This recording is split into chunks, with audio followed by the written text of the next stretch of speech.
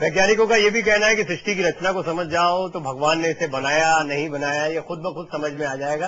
राहुल साहब, आप जिक्र भी इसका कर रहे थे और जैसा मैंने बीच में कहा था बिग बैंग थ्योरी, तो मोटे तौर पर दर्शकों को समझाने की कोशिश करते हैं कि बिग बैंग थ्योरी है क्या आखिर, फिर उसके बाद आप लोगों से बातचीत करते हैं। तो सबसे पहले एक नजर इस बिग बैंग पर जिसकी वजह से कहा जाता है हमारी दुनिया बनी। अब आपको बताते हैं कि ब्रह्मांड कैसे बना, क्या है महाधमाके का सच, क्या है big bang theory. Big bang या जोरदार धमाका ब्रह्मांड की रचना का एक वैज्ञानिक सिद्धांत है। ये इस सवाल का जवाब देने की कोशिश करता है कि ब्रह्मांड कब और कैसे बना। इसके मुताबिक करीब 14 अरब वर्ष पहले पूरा ब्रह्मांड और एनर्जी एक छोटे से डॉट में सिमटी हुई थी। इससे पहले क्या था ये कोई नहीं जानता। फिर एक जबरदस्त धमाके से इस डॉट या बिंदु ने फैलना शुरू किया। बिग बैंग बम विस्फोट जैसा विस्फोट नहीं था, बल्कि इसमें ब्रह्मांड के कण पूरे अंतरिक्ष में फैल गए और एक दूसरे से दूर भागने लगे। इस सिद्धांत का श्रेय एडविन हबल को जाता है, जिन्होंने कहा था कि ब्रह्मांड लगातार फैल रहा है। पूरी फिजिक्स इस सिद्धांत पर टिकी हुई है। माना जाता है कि बिग बैंग नामक इस महाधमाके के मात्र 1.43 सेकंड के बाद अंतरिक्ष की मौजूदा मान्यताएं अस्तित्व में आ चुकी थी। फिजिक्स के नियम लागू होने लग गए थे। इसी के साथ ब्रह्मांड ठंडा होने लगा और न्यूट्रॉन, प्रोटॉन सहित तमाम तत्व जैसे हाइड्रोजन, हीलियम वगैरह बनने लगे थे।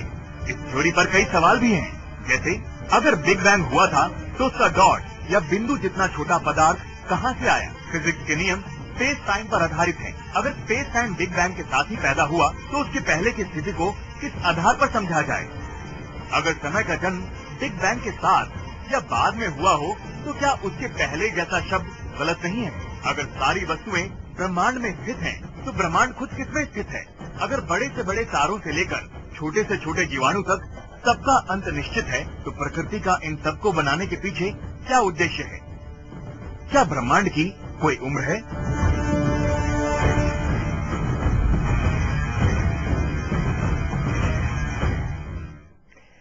कई सवाल हैं जिनके बारे में विज्ञान भी कहता है, डाबर साहब ने भी जैसा कहा था, अमिताभ जी भी जैसा भी बता रहे थे कि बहुत सी चीजें हैं, अभी वो पूरा चरम ज्ञान नहीं मिल पाया है, उसके लिए अभी बहुत सारी खोजें होनी बाकी हैं और विज्ञान उसी की तरफ आगे बढ़ रहा है। हमारे साथ कॉलर्स भी जुड़ रहे हैं। रामेश्वर हैं हमारे साथ भोपाल से। रामेश्वर जी, आपका स्वागत है। आप अपना सवाल पूछ सकते हैं या इस पर अपना कोई विचार रखना चाहें तो रख सकते हैं।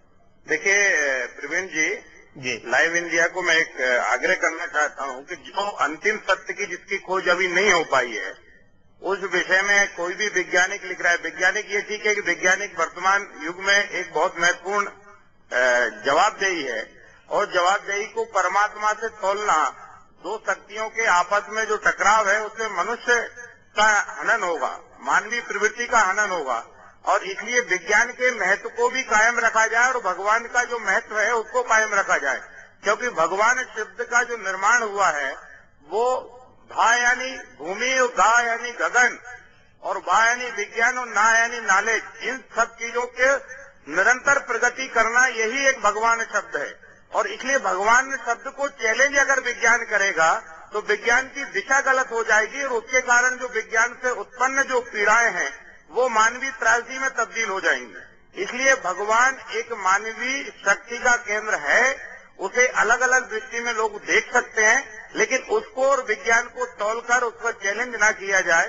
ऐसा बहुत सुंदर बात आपने कही है। इस पर मैं वैज्ञानिकों के कमेंट्स भी लूंगा। एक कॉलर और है जिन्होंने मुझे कॉल किया है और वो एक्चुअली खुद भी पीठाधीश हैं, कोलंकाट पीठ के महायोगी सत्येंद्र नाथ हैं, तो वो भी कुछ आप लोगों से कहना चाह रहे हैं। तो महायोगी जी, आपका भी स्वागत है। आप अपनी बात रख सकते हैं या कुछ पूछना चाहें हमारे वैज्ञानिकों से तो पूछ सकते हैं। पहले तो बहुत बहुत धन्यवाद। मैं स्पष्टतया एक बात कहना चाहूंगा, क्योंकि यहाँ वैज्ञानिक भी हैं, आदरणीय बुद्धिजीवी वर्ग भी है। देखिए, भगवान सगुण और निर्गुण दो रूपों में हिंदू धर्म के अनुसार माना जाता है। सगुण परमात्मा में तो कोई भी अवतार हो सकता है, वो मैं भी हो सकता हूँ, यहाँ बैठे हुए कोई भी व्यक्ति वो भी अवतार हो सकते हैं। लेकिन जिस मूल परमात्मा की हम बात करते हैं वो है निर्गुण ब्रह्म। और जो निर्गुण ब्रह्म है, ब्रह्म शब्द का अर्थ होता है व्यापक, अनंत और फैला हुआ और मूल। इस सृष्टि में जो भी पदार्थ हमें दृश्य दिखाई दे रहे हैं वो सारे के सारे परमात्मा के अंतर्गत ही आते हैं। इसलिए हम परमात्मा को अलग करके नहीं देख सकते। और रही विज्ञान की बात, विज्ञान हम मनुष्यों के द्वारा खोजा गया एक ज्ञान है, उसमें मैं भी शामिल हूँ, आप भी शामिल हैं और धर्म भी शामिल है और सभी चीजें। हम जब बुद्धिजीवी वर्ग सोचते हैं, जो निष्कर्ष निकल कर आता है वही विज्ञान है।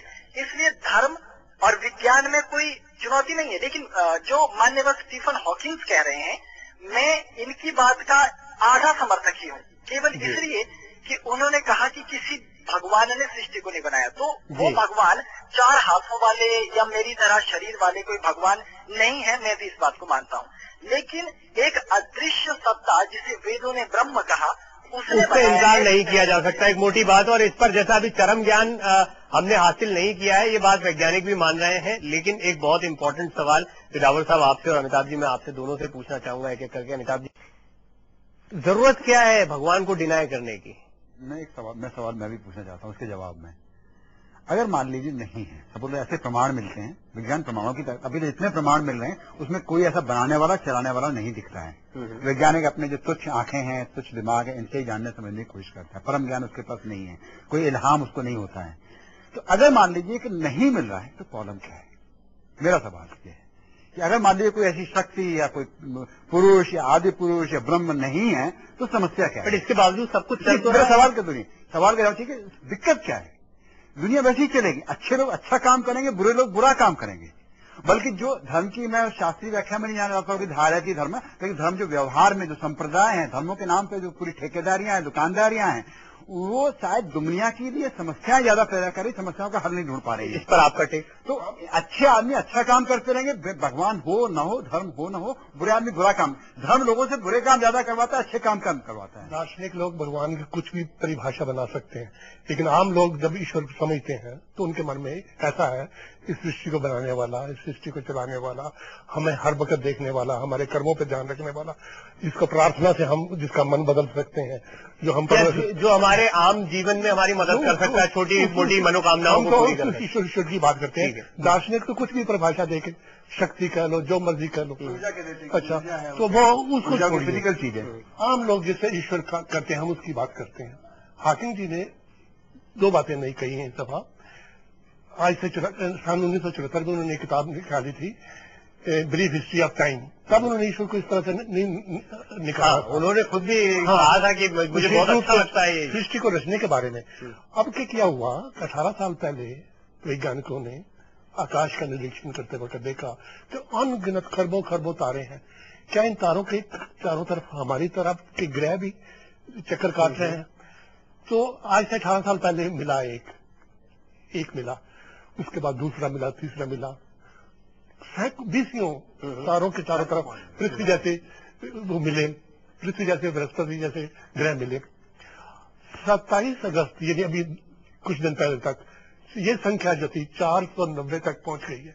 490 ग्रह हम सौर मंडल से बाहर देख चुके हैं। इससे हॉकिंग जी का कहना यह है कि मेरा इससे मन बदल गया है, इसलिए कि ये हमारी पृथ्वी कोई नई चीज नहीं, ऐसी तो कई पृथ्वी है, किस किस को बनाया होगा ईश्वर ने। बट मैं वही सीधे सीधे उस सवाल पे हम लोग आ नहीं पा रहे हैं, क्योंकि मुझे जैसा आपने शुरुआत में कहा था डावर साहब कि खुलकर अभी आप लोग कुछ नहीं कह सकते। तो मैं चाहता हूं पंडित जी की खुलकर, क्या ईश्वर वही है जिसको मैं घर में पूजा कर रहा हूं, या तमाम भक्तगण पूजा कर रहे हैं, अगरबत्ती लगा रहे हैं, दिया लगा रहे हैं, जिनके बड़े बड़े मंदिर देखते हैं, या दुकानदारी की बात जैसे अमिताभ जी ने कही, सोने का मुकुट चढ़ा दूंगा तो मेरा खरबों का हो जाएगा, बड़े बड़े लोग माफ कर दी जाएगी। क्या ईश्वर यही है? सीधा सीधा, नो फिलोसॉफिकल एक्सप्लेनेशन।